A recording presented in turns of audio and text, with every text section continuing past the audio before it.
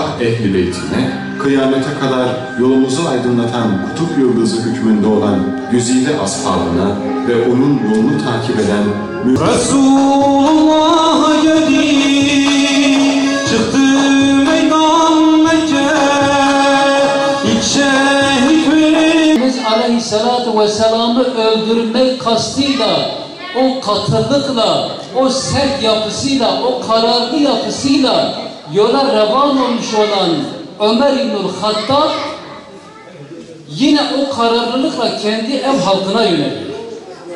Aslında ulaşacağı yerde, şimdi peygamberi katletmeye kasteden birisi kendi akrabasını, kendi ailesini affeder mi?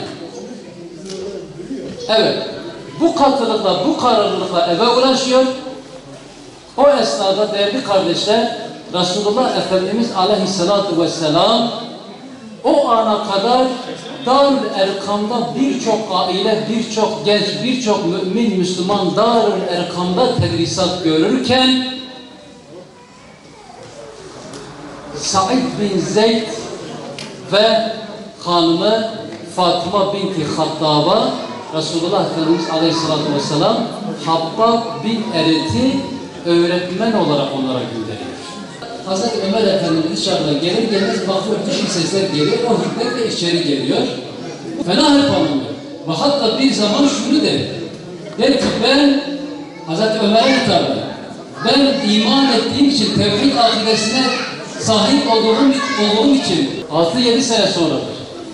Taş çatlasın bu aile 26-27 yaşında olsun. Said bin Zeyd ve Fatıma binti Hattab yaşları böyle. Hazreti Peygamber'i öldürmeye kararlı bir şekilde gidip de kendilerine yönelen Hazreti Ömer'in kalbini açan bir miftah oluyorlar. Öyle hikmetli bir davranış sergiliyorlar ki değerli kardeşler, Hazreti Ömer'in kalbi yumuşuyor. Ey Ömer, sana ne oluyor? Biz sadece Allah'a ve Allah'ın gönderdiği Resul'e iman ettik diye mi sen bize söylüyorsun? Sen bize hakaret ediyorsun. Sen bize eziyet ediyorsun. Hazreti Ömer bir an kendine gelir, kalbi yumuşamaya başlar. Ve onlardan şunu ister. Az önce okuduklarınız neydi? Onu bir bana getirin der. Ve size söz veriyorum. O her neyse ben ona dokunmayacağım. Olduğu gibi sağlam bir şekilde de size iade edeceğim. Bunun garantisini veriyorum. Deyince Habbab bin Eret de dinliyor ya onları. Habbab bin Eret oradan çıkar ve Taha suresini okumaya başlar. Taha suresini okuyunca Hazreti Ömer Efendimiz'in kalbi gittikçe yumuşar. Ve orada Allah Teala'nın izniyle, Rabbimizin hidayetiyle Hazreti Ömer'in hidayetine vesile olurlar. Orada Habbab bin Eret şu müjdeyi verir. Ey Ömer!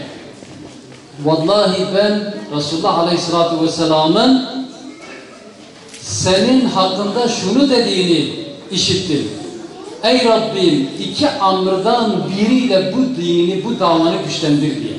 Birisi Amr bin Hişam ki Ebu Cehil'di. Diğeri Ömer bin Hattab. Allah Azze ve Celle Ömer bin Hattab'a işte bu aileyle Said bin Zeyd ve Fatıma binti Hattab'ın vesilesiyle o hikmetli yaklaşımıyla onların o tavrıyla hidayet kapısını araladı değerli kardeşler.